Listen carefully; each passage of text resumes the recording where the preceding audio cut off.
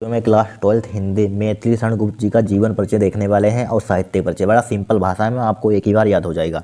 देखिए जीवन परिचय मैथिली शरण गुप्त का, इसको रट लेना, मोस्ट इंपॉर्टेंट है, हर साल ये छपता है। ठीक है, देखिए राष्ट्रीय कवि मैथिली शरण गुप्त का जन्म सन 1886 ईस्वी को जिला झांसी के चिरगांव गाँव में हुआ था। हमने बताया था आपको मेन पॉइंट, क्या मेन पॉइंट हमने बताए थे आपको, बताए थे, बताइए क्या बताए थे। यहाँ पर आपको क्या ध्यान रखना है, जन्म ध्यान रखना है, ध्यान रख लेना है। जन्म कहाँ हुआ था, यहाँ पर उनकी मृत्यु कहाँ हुई थी, ठीक है, पिता का नाम क्या था, यहाँ पर कहाँ के रहने वाले थे, यही मेन चीज़ होती है, यही लिखनी होती है, यही देखी जाती है, कुछ देखा ही नहीं जाता है।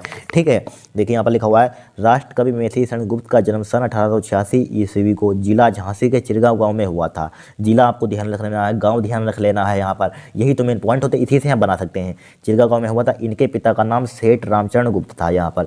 ठीक है, इसका पिता का नाम ध्यान रख लेना, मृत्यु ध्यान रख लें, कहाँ के निवासी थे, कौन सा जिला है, कौन सा, ठीक है, यही बातें होती हैं। सेठ रामचरण गुप्त था। इनका निधन सन 1964 ईस्वी को हो गया। इनकी मृत्यु कब हो गई थी, 1964 ईस्वी को हो गई थी। यहाँ पर कोई कठिन नहीं, यहाँ पर बताइए, कुछ नहीं है, इतना आप जीवन परिचय लिख लेंगे। क्या लिखेंगे, राष्ट्र कवि मैथिली शरण गुप्त का जन्म सन 1886 ईस्वी को जिला झांसी के चिरगांव गांव में हुआ था। इनके पिता का नाम सेठ रामचरण गुप्त था। इनका निधन सन 1964 ईस्वी को हो गया था। यहाँ पर बस हो गया काम। फिर देखिए इसका साहित्य परिचय, यानी कि साहित्य में इनको कब पुरस्कार मिला, क्या इन्होंने योगदान दिया रचनाओं में, रचनाओं पर कब इनाम मिला, कब पुरस्कार मिले, यही लिखना होता है साहित्य परिचय में। ठीक है, आपको पढ़ना होता है, एक बार बस पढ़ लीजिए, याद हो जाएगा। देखिए मैथिली शरण गुप्त जी राष्ट्रीय विशेषताओं से परिपूर्ण रचना करते थे। उनकी राष्ट्रीय जो विशेषताएं थे उनसे क्या करते थे, परिपूर्ण क्या करते थे, रचना करते थे। ठीक है, उनकी रचनाओं में राष्ट्रभक्ति, राष्ट्र प्रेम स्पष्ट रूप से दिखाई देता था। यानी कि उनकी रचना थी राष्ट्रभक्ति और राष्ट्र प्रेम, इनकी बहुत, उनके अंदर रचनाओं में क्या थी, बहुत भक्ति थी और राष्ट्र प्रेम था बहुत। ठीक है, स्पष्ट रूप से इनकी दिखता था, यहाँ पर दिखाई देता था।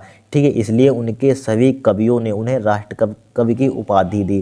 ठीक है, उन्हें क्या दी, राष्ट्र कवि की क्या दी, उपाधि दी यहाँ पर। ठीक है, फिर देखिए सकेत महाकाव्य, इनका महाकाव्य का ऑब्जेक्टिव में पूछा जाता है। सकेत महाकाव्य के लिए उन्हें हिंदी साहित्य के सम्मेलन द्वारा मंगला प्रसाद पारितोषिक से सम्मानित किया गया। यहाँ पर क्या, सकेत महाकाव्य के लिए हिंदी साहित्य सम्मेलन द्वारा मंगला प्रसाद पारितोषिक से सम्मानित किया गया। यहाँ पर ठीक है, क्या गया, इनाम मिला, पुरस्कार मिला, सम्मानित किया गया। और भारत सरकार ने उन्हें पद्म भूषण की उपाधि से सम्मानित किया।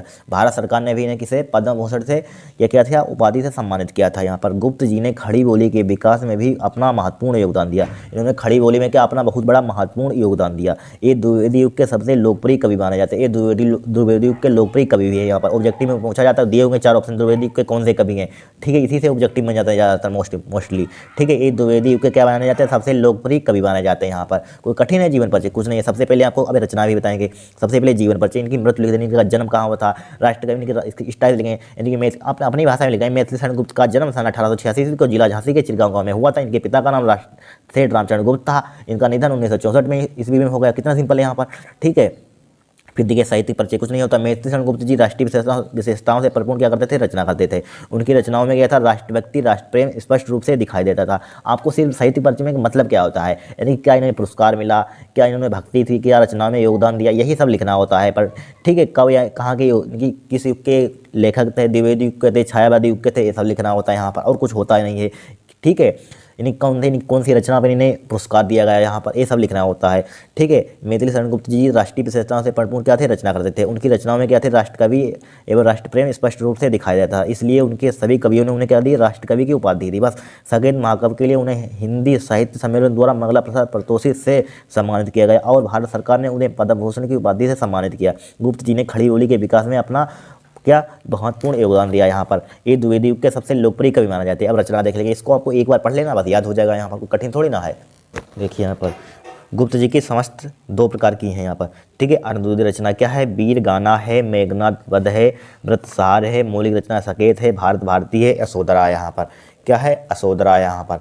ठीक है, यहाँ पर सकेत, यहाँ पर और लिख सकते हैं। यहाँ पर मौलिक रचना हो गई, भारत भारती, यहाँ पर सकेत है, यहाँ पर सही है। मौलिक रचना क्या है, सकेत है, भारत भारती है, यशोधरा यहाँ पर।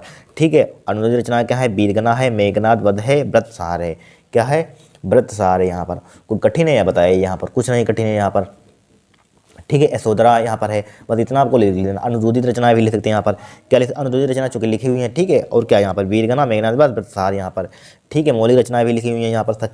सकेत भारत भारती, यशोधरा यहाँ पर। सकेत भारत भारती, यशोधरा यहाँ पर। ठीक है, 3 रचनाएं यहाँ पर, सकेत है, भारत भारती है, यशोधरा यहाँ पर।